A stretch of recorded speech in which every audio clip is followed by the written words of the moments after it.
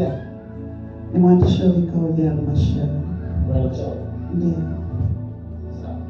Kuna mahali kuna mahali uliazima fedha au unadaiwa fedha na au kuna ndugu kwenu ambaye anadaiwa fedha na kama kudaiwa ni benki kwa vile ni nini? Benki.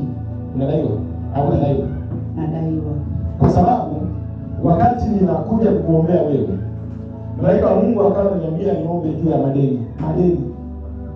Nikawa naliona roho ya madeni imetumwa kwako. Ndio nikauliza kwa habari ya fedha. Unadaiwa kiasi gani? Nadaiwa milioni 10. Milioni 10. Amen.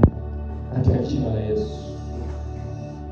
Madeni ni roho ambayo inatumwa. Sawa sawa? Amen. Na tunahitaji Mungu sana ili kuweza kutusaidia. Amen. Ndio maana wakati naomba nikawa naambiwa niombe na wewe juu ya fedha ambazo unadaiwa. Amen. Baada sasa hivi umelipa shilingi ngapi? Nilikopa milioni 40. Nimebisha kulipa bado milioni 10. Sawa. Ninaachilia malaika wa fedha. Mungu anakwenda kukuinulia watu watakao kusaidia. Hautavuka na hiyo deni katika jina la Yesu. Mwaka mpya unapofika, Mungu akafanya jambo jipya katika jina la Yesu. Heshima yako tarudi katika jina la Yesu.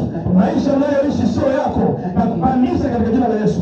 Na kutoa kutoka Galilaya na kupeleka Bethlehemu, mji wa ahadi, katika jina la Yesu. Kibali cha fedha kitakaye kwako katika jina la Yesu. Ile roho ya madeni na ifuta kwa damu ya Yesu. Mwanzoni mwa mwaka mpya, fedha zikamilike kwako katika jina la Yesu. Nafuta kila roho ya madeni, nafuta katika jina la Yesu. Mungu akakuinulia watu watakao simama na wewe, na sababisha fedha na muujiza zikatokee kwako, ukapate kazi katika jina la Yesu, ukapokee fedha kwa njia nyepesi katika jina la Yesu. 2026 natangaza kama nabii kwamba Mungu atakupa njia za kulipa hizo fedha katika jina la Yesu.